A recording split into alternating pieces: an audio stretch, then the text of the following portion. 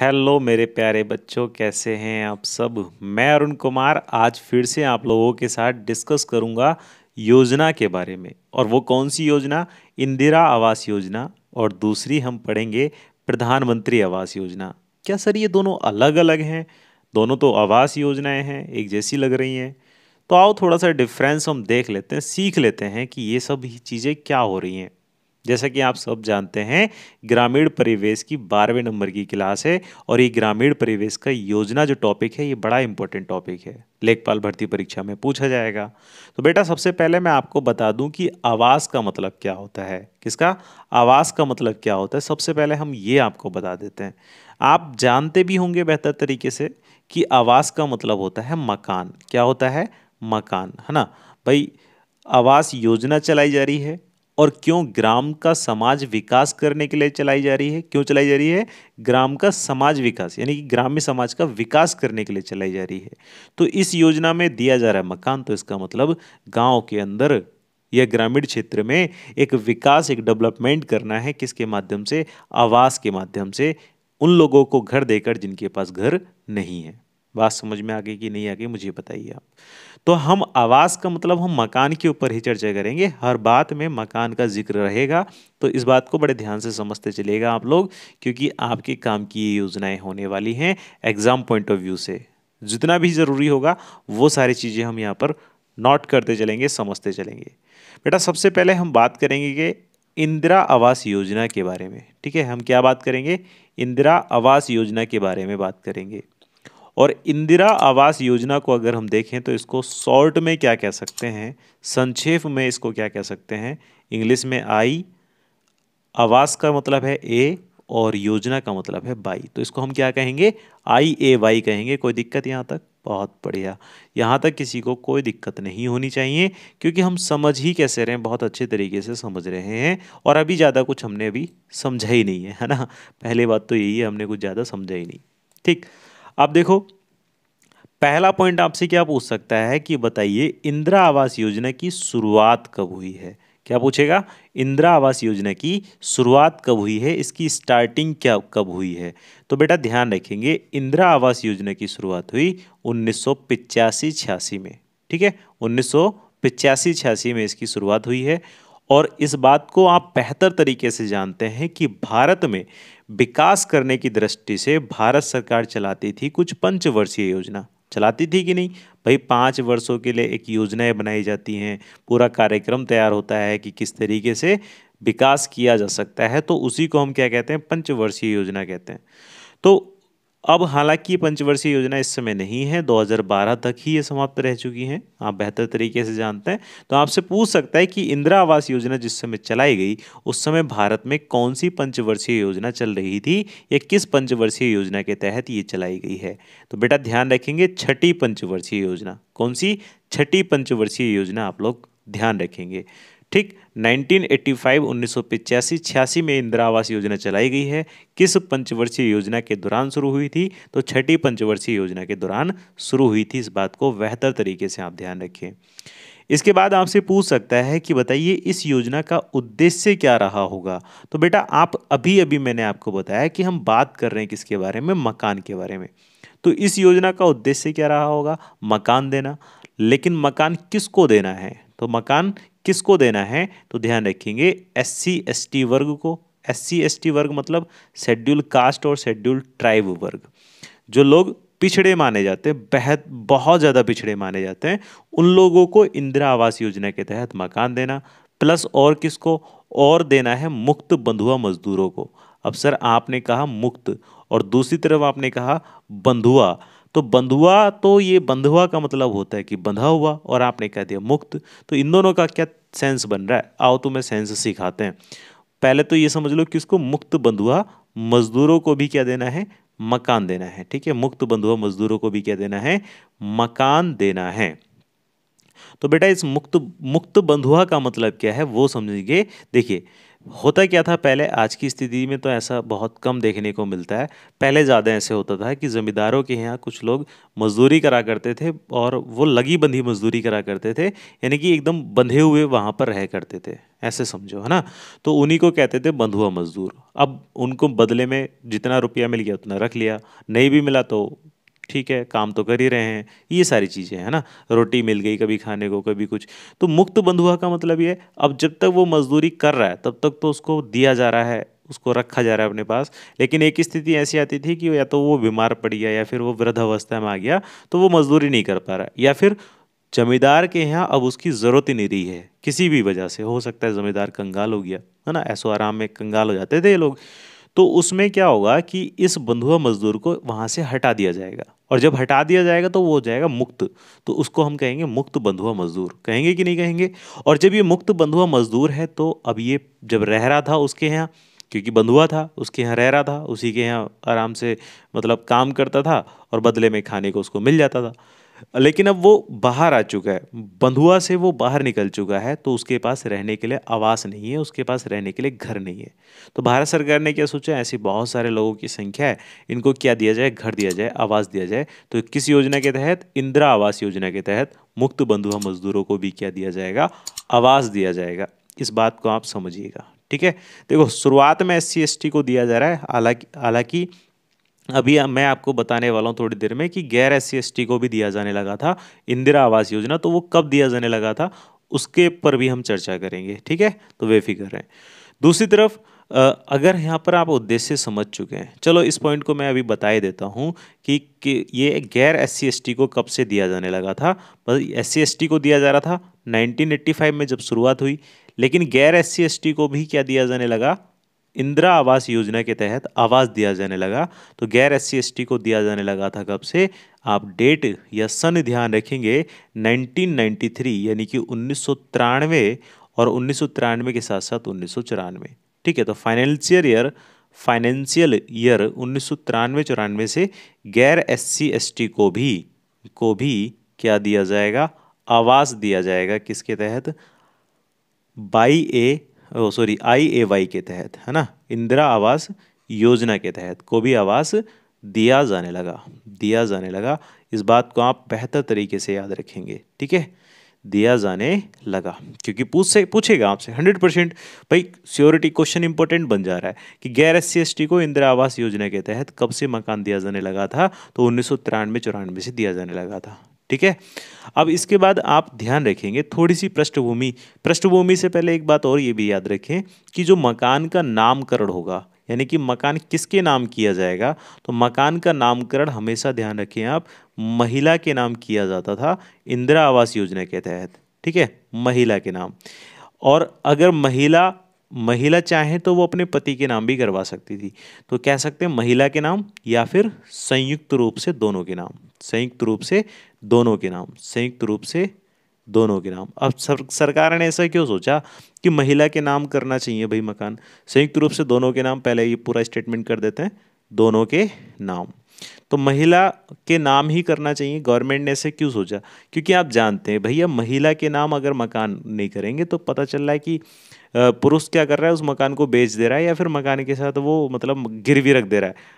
कई बार होता है क्या कि बहुत सारी चीज़ें ऐसी हो जाती हैं कि भाई पुरुष क्या कर लेता है, दारू वारू पीने के चक्कर में खराब कर देता है सब कुछ, है ना, होता है कि नहीं होता है। अरे देखा होगा बहुत एग्जाम्पल आसपास।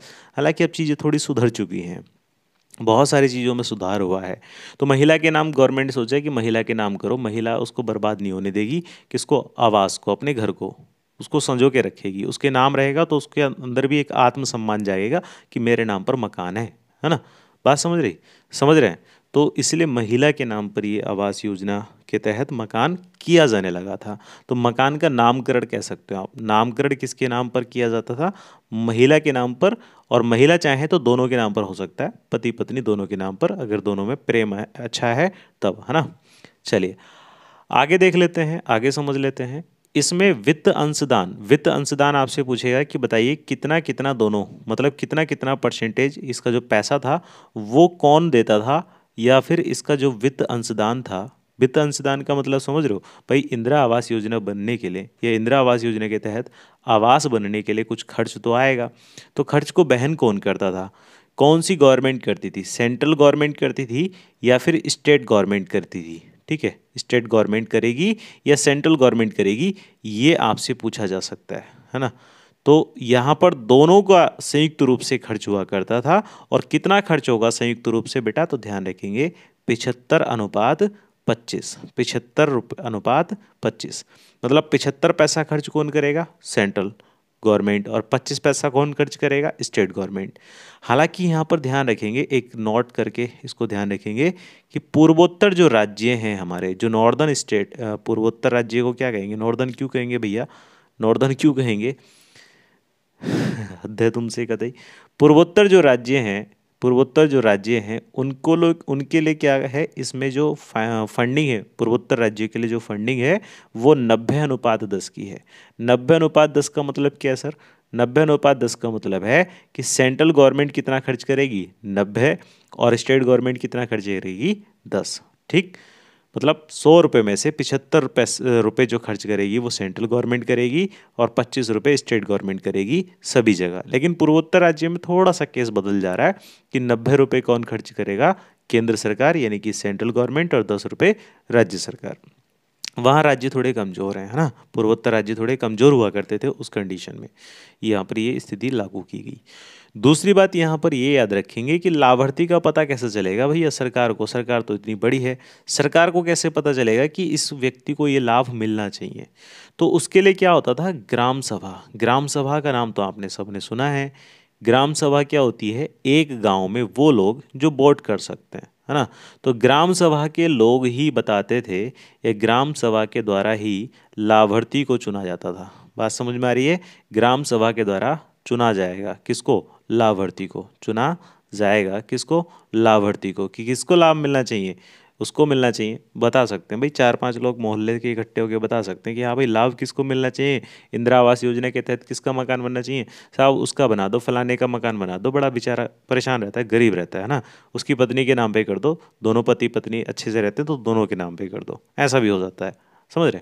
अच्छा, ये पत्नी के नाम पे होने का एक इसका मेन रीजन ये भी हो सकता था, आप लोग तो जानते हैं ना, अगर पति दारू पी के आ रहा है तो कई बार वो पत्नी क्या होती थी, पैसे उसके ढूंढ ढांड के मतलब पैसे बेचारी जवा बचा के रखेगी, तो वो जो पति है दारू पीने वाला वो ढूंढ ढांड के ले जाता था, है ना? तो उसके लिए डाक सेवा भी शुरू की गई थी। वो आगे बात करेंगे हम, फिलहाल इतना समझो कि पत्नी के नाम पे या महिला के नाम पे इसको मकान को किया जाएगा। अब बहुत सारे सोच रहे होंगे कि भैया महिला ना हुई तो, अब नलायक को महिला ना होगी तो परिवार कैसे होगा? अब परिवार नहीं होगा तो आवास की क्या जरूरत है? जिसका परिवार होगा उसी को तो आवास मिलेगा, इसमें कौन सी बड़ी बात हो गई? चलिए आगे देख लेते हैं, आगे समझ लेते हैं, अगली बात को समझ लेते हैं। देखो इसकी थोड़ी सी पृष्ठभूमि में तुम्हें बताऊं, प्रधानमंत्री आवास योजना अभी हम शुरू करने वाले हैं, उससे पहले थोड़ी सी पृष्ठभूमि जान लो। पृष्ठभूमि क्या है इसकी? पृष्ठभूमि क्या है इसकी थोड़ी सी देखो। यहाँ पर एक योजना के बारे में मैं और जिक्र कर दे रहा हूँ। एक योजना है, इसका नाम आप याद रखेंगे, RLEGP। RLEGP। RLEGP का मतलब क्या है सर? तो बेटा ध्यान रखिए, आर का मतलब है रूरल। आर का मतलब है क्या? रूरल। रूरल का मतलब तो सभी जानते हैं ग्रामीण। एल का मतलब है लैंडलेस। लैंडलेस। ई का मतलब क्या है? ई का मतलब है एम्प्लॉयमेंट। ई का मतलब है एम्प्लॉयमेंट। एम्प्लॉयमेंट। और जी का मतलब क्या है? तो जी का मतलब है गारंटी। गारंटी। ठीक है, गारंटी की स्पेलिंग देख लेना कोई दिक्कत हो तो। पी का मतलब क्या है? पी का मतलब है प्रोग्राम। पी का मतलब है प्रोग्राम। तो सबका मतलब समझ में आया? Rural landless employment guarantee programme. इसकी शुरुआत की गई थी 1983 में, 1983 में। सर आप ये क्यों बता रहे हो? तो देखो थोड़ी सी पेशेंस रखो, समझ में आ जाएगी बात मैं क्यों बताना चाह रहा हूँ। 1983 में RLEGP की शुरुआत की गई और गवर्नमेंट ने कहा कि भाई क्या होगा, उन लोगों को मकान दो जो उनके पास मकान नहीं है। लैंडलेस का मतलब क्या होता है? भूमिहीन। जो लोग भूमिहीन है उनको भी क्या होना चाहिए? रोजगार भी मिलना चाहिए, उनको मकान भी मिलना चाहिए। तो RLEGP योजना चलाई गई थी 1983 में। अगर क्वेश्चन पूछ ले इतना सा छोटा सा कि ग्रामीण भूमिहीन बेरोजगार रोजगार गारंटी जो कार्यक्रम है वो कब शुरू हुआ? 1983 में शुरू हुआ।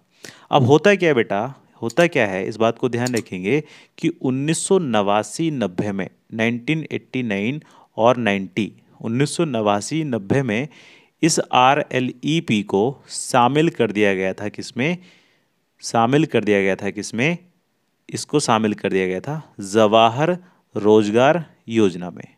अब सर ये कौन सी नई योजना आ गई, आओ इसके बारे में भी थोड़ा सा जान लेते हैं।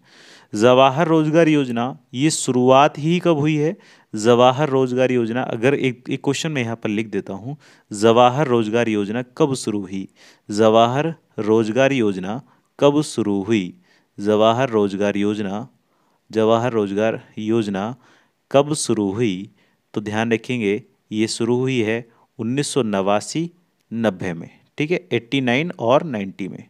तो 1989-90 में जवाहर रोजगार योजना शुरू हुई और RLEGP जो कि चलती आ रही थी पहले से, उसको जवाहर रोजगार योजना में क्या कर दिया गया, शामिल कर दिया गया, विलय कर दिया गया, ठीक है, उसको क्या कर दिया गया, जवाहर रोजगार योजना में विलय कर दिया गया, उसको शामिल कर दिया गया। इतनी बात समझ में आ गई तुम लोगों को कि नहीं आ गई, बताओ मुझे। अब देखो आगे क्या होता है फिर 1996 में 1996 में देखो 1989-90 में जवाहर रोजगार योजना शुरू की गई थी और इसमें किसको मिला दिया गया था, RLEGP को मिला दिया गया था। और अभी थोड़ी देर पहले ही हमने डिस्कस किया है कि इंदिरा आवास योजना 1985-86 में शुरू हुई थी कि नहीं, 1985-86 में शुरू हुई थी। तो होता क्या है कि 1985-86 की इंदिरा आवास योजना को शामिल कर लिया गया था। यह जवाहर रोजगार योजना जब शुरू हुई थी तो इन दोनों को एक साथ लेकर चल रही थी गवर्नमेंट, जवाहर रोजगार योजना को और इंदिरा आवास योजना को एक साथ लेके चल रही थी। लेकिन 1996 में 1996 में JRY यानी कि जवाहर रोजगार योजना तथा IAY यानी कि इंदिरा आवास योजना को अलग अलग किया गया। बात समझ में आ गई, क्या पृष्ठभूमि में बताना चाह रहा था। JRY IAY को कब अलग किया गया है, तो 1996 में अलग किया गया है, ठीक है, अलग अलग किया गया। बोलो बात समझ में आ गई तुम लोगों को, बहुत बढ़िया। अब देखो इसको अलग अलग कर दिया गया, अलग अलग कर दिया गया, तो JRY जो योजना थी इसका नाम क्या कर दिया गया, तो सर इसका नाम याद रखेंगे, सितंबर 2001 में इसका नाम, JRY का नाम सितंबर 2001 में कर दिया गया, क्या, इसका नाम कर दिया गया संपूर्ण ग्रामीण रोजगार योजना। क्या नाम कर दिया गया, संपूर्ण ग्रामीण रोजगार योजना। कुछ याद आया तुम लोगों को, संपूर्ण ग्रामीण रोजगार योजना इसका नाम कर दिया गया। कुछ याद आया तुम लोगों को, संपूर्ण ग्रामीण रोजगार योजना, क्या याद आया बताओ, क्या याद आया तुम लोगों को, याद आया मनरेगा के बारे में। अरे कल की ही वीडियो में हमने डिस्कस किया है किसके बारे में, मनरेगा के बारे में। अगर आपने नरेगा मनरेगा वाला वीडियो नहीं देखा है तो ऊपर दिए हुए आई बटन से आप देख सकते हैं, ठीक है। नरेगा मनरेगा योजना में शामिल कर दिया गया था संपूर्ण ग्रामीण योजना को, रोजगार योजना को, है ना। तो आप देख सकते हैं कहाँ पर, आई बटन में ऊपर देखने को मिल जाएगी वीडियो, ठीक।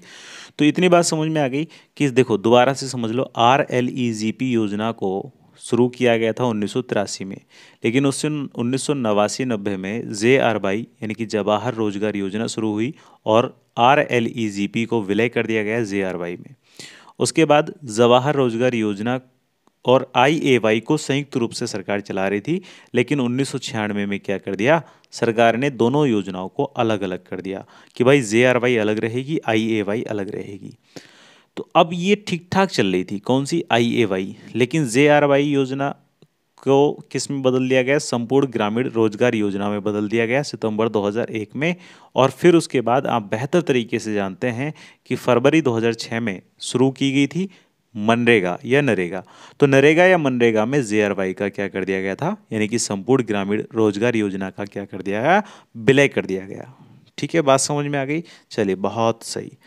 अब हम समझते हैं प्रधानमंत्री आवास योजना को।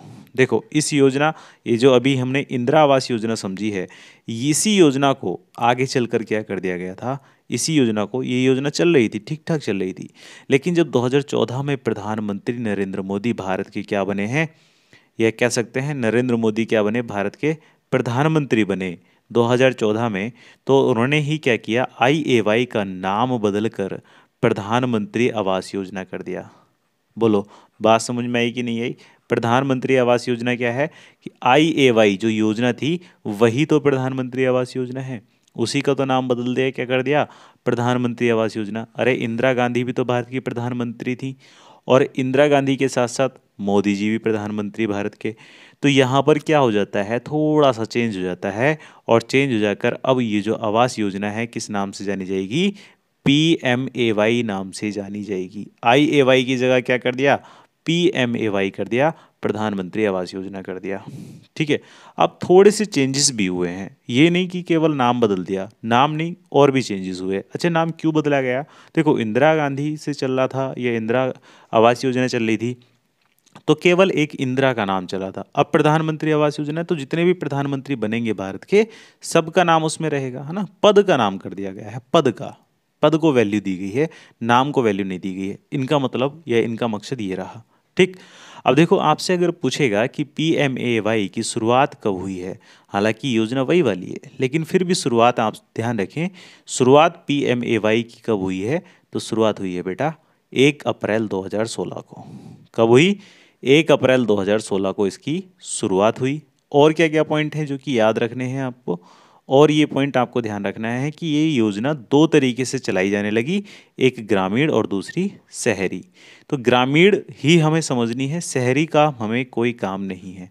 ठीक है, ग्रामीण और शहरी। तो ग्रामीण हमें समझनी है, शहरी का हमें कोई काम नहीं है, क्योंकि हम जो लेखपाल पढ़ रहे हैं उसमें ग्रामीण वाली पूछी जाएगी, शहरी वाली नहीं पूछी जाएगी। ठीक। 1 अप्रैल 2016 को योजना का नाम क्या बदल दिया गया, प्रधानमंत्री आवास योजना कर दिया गया। पहले का नाम अगर आपसे पूछेगा तो जाहिर सी बात है आप बेहतर तरीके से याद कर चुके हैं, ऑब्जर्व कर चुके हैं इस बात को कि पहले इसका जो नाम था वो क्या था, इंदिरा आवास योजना था। पहले नाम क्या था, इंदिरा आवास योजना, नाल कर दिया मैंने, देखो पहले नाम क्या था, इंदिरा आवास योजना, इसी का नाम बदल कर दिया PMAY। और क्या चेंजेस हुए इनमें, टारगेट किया गया, प्रधानमंत्री मोदी जी ने भाषण देते समय एक टारगेट घोषित कर दिया, और टारगेट बता दिया। ऐसा नहीं कि मन में आया तो बोल दिया, नहीं, पहले से फिक्स होती हैं चीज़ें। ठीक है, कभी सोचने लगो कि मोदी जी के मन में आया तो मोदी जी ने बोल दिया, मन में आने से नहीं, पहले से वो सारी चीज़ें प्लानिंग की जाती हैं, अगर सक्सेसफुल हो सकती हैं तभी घोषणा की जाती है। तो टारगेट क्या किया इन्होंने, इन्होंने कहा कि 2022 तक, कब तक, 2022 तक पक्का आवास दे दिया जाएगा। किसको? भारत के अंदर, भारत के अंदर प्रत्येक व्यक्ति को 2022 तक क्या किया जाएगा, प्रत्येक व्यक्ति के पास क्या होगा, पक्का आवास होगा। प्रत्येक के पास, प्रत्येक के पास पक्का आवास होगा, पक्का मकान होगा। ये किसने कहा? मोदी जी ने कहा। ठीक है, PMAY योजना के दौरान या PMAY योजना के तहत। तो 2022 तक का टारगेट बना दिया कि भैया 2022 तक सभी के पास क्या हो जाना चाहिए, पक्का आवास हो जाना चाहिए, ऐसा इन्होंने टारगेट बना दिया। लेकिन होता क्या है कि 2019 तक, हाँ एक टारगेट इन्होंने और रखा था कि 2019 तक 1 करोड़ लोगों को हम आवास देंगे, 1 करोड़ लोगों को आवास देंगे पूरे भारत में। और ये बहुत बड़ा आंकड़ा था भाई, 1 करोड़ लोगों को आवास देना बहुत बड़ा आंकड़ा था, बहुत ज़्यादा, मतलब इसमें मेहनत करनी पड़ती, काम करना पड़ता। लेकिन हुआ क्या कि 2019 में ये जो टारगेट था अचीव नहीं हो पाया, अचीव नहीं हो पाया। और जब अचीव नहीं हो पाया तो इस बात को क्या कर दिया गया, थोड़ा सा टारगेट को बढ़ा दिया गया, थोड़ा सा बढ़ाया गया है। अब क्या कर दिया, टारगेट 2022 से बढ़ाकर 2024 कर दिया गया है। ठीक है, तो दो बातें आप याद रखेंगे कि PMAY योजना की शुरुआत कब हुई, इनके तहत या इस योजना के तहत प्रत्येक के पास पक्का आवास हो, उसका टारगेट कब तक रखा गया था, 2022 तक। अब कब तक है, 2024 तक है। 2019 तक 1 करोड़ लोगों को आवास देने की बात कही गई थी, लेकिन उसको अचीव नहीं कर पाए थे। बात समझ में आ गई कि नहीं आ गई? अब इसमें थोड़ी सी बात ये भी जानेंगे कि पहले जो इंदिरा आवास योजना थी उसमें न्यूनतम आकार मकान का, न्यूनतम आकार कितना दिया गया था, उसमें न्यूनतम आकार रखा गया था मेरे बच्चे 20 मीटर स्क्वायर। कितना? 20 मीटर स्क्वायर। लेकिन अब इस 20 मीटर स्क्वायर को बढ़ाकर क्या कर दिया, इस 20 मीटर स्क्वायर को बढ़ाकर 25 मीटर स्क्वायर कर दिया गया। ठीक है, 25 मीटर स्क्वायर कर दिया गया। इस बात को आप भी ध्यान रखेंगे बहुत बेहतर तरीके से। चलिए आगे देख लेते हैं। अच्छा, इसका आप टेलीग्राम चैनल से पीडीएफ डाउनलोड कर सकते हैं। नीचे डिस्क्रिप्शन में लिंक है पीडीएफ डाउनलोड करने के लिए। लिंक है किसका? टेलीग्राम चैनल का। लेकिन तभी मैं डालूंगा उसको जब कोई कमेंट मेरे पास आएगी और कहेंगे कि हाँ सर डाल दीजिए, तभी हम टेलीग्राम चैनल पर पीडीएफ को प्रोवाइड कराएंगे, अन्यथा नहीं कराएंगे। देखो, मैदानी क्षेत्र में जो कीमत दी जाएगी वो कीमत दी जाएगी 70,000। ठीक है, 70,000। ये कब? पहले पहले और अब में फ़र्क साफ है। ठीक है, फ़र्क साफ है वाली कंडीशन। अरे ओहो, साफ ही लिख दिया मैंने। अब पहले और अब, ये थोड़ी सी चीज़ समझिएगा कि पहले 70,000 रुपये की राशि दी जा रही थी मकान बनाने के लिए। अब जो राशि दी जाएगी वो 1,20,000 की दी जाएगी ग्रामीण क्षेत्र में। ठीक है, 1,20,000 की। और अगर हम पहाड़ी क्षेत्रों की बात करें तो पहाड़ी क्षेत्र में बेटा 75,000 की राशि पहले दी जा रही थी, 75,000 की पहले दी जा रही थी, और अब जो राशि दी जाएगी वो 1,30,000 की दी जाएगी। ठीक है, 1,30,000 की राशि अब दी जाएगी। ये थोड़ा सा डिफरेंस यहाँ पर क्रिएट हुआ है। और यहाँ पर फंडिंग की अगर हम बात करें, वित्त अंशदान की बात करें प्रधानमंत्री आवास योजना के तहत, तो वित्त अंशदान की अगर हम बात करेंगे बेटा तो ध्यान रखेंगे 60:40 का यहाँ पर क्या है? अनुपात है। बेहतर तरीके से आप समझ चुके हैं कि 60-40 का मतलब क्या है कि भैया सेंट्रल गवर्नमेंट खर्च उठाएगी 60 का और स्टेट गवर्नमेंट खर्च उठाएगी 40 का, है ना। सेंट्रल गवर्नमेंट 60 का और स्टेट गवर्नमेंट 40 का। हालांकि अभी भी स्पेशल जो स्टेट हैं, जैसे पहले कंडीशन थी वैसी ही है स्पेशल स्टेट में। तो स्पेशल स्टेट में क्या कंडीशन थी बेटा? स्पेशल स्टेट में कंडीशन थी 90:10 की। 90 का खर्च उठाएगा कौन? सेंट्रल गवर्नमेंट, और स्टेट 10 रुपये का खर्च उठाएगा। तो बताइएगा मुझे फटाफट से कि आपको ये दोनों योजनाएं समझ में आई हैं कि नहीं आई हैं। इससे बाहर कोई भी क्वेश्चन नहीं बनेगा। किससे संबंधित? प्रधानमंत्री आवास योजना या ये इंदिरा आवास योजना से संबंधित। ठीक है, जितना भी मैंने यहाँ पर आपको दिया है इससे बाहर कुछ भी आपसे नहीं पूछा जाएगा। तो ये वीडियो आपको कैसा लगा है इसके बारे में आप हमें कमेंट बॉक्स में बता सकते हैं। अभी तक आपने चैनल को सब्सक्राइब नहीं किया है तो चैनल को सब्सक्राइब कर लीजिएगा और फटाफट से इस वीडियो को लाइक कर दीजिएगा। दोस्तों के साथ इस वीडियो को शेयर भी कर दीजिएगा, ताकि जो लोग ग्रामीण परिवेश की तैयारी कर रहे हैं उनको थोड़ा बहुत यहाँ पर क्या हो जाए? फ़ायदा हो जाए। Thanks for watching. Keep like, share and subscribe. Take care, all the best. मुलाकात होती है आपसे नेक्स्ट वीडियो में।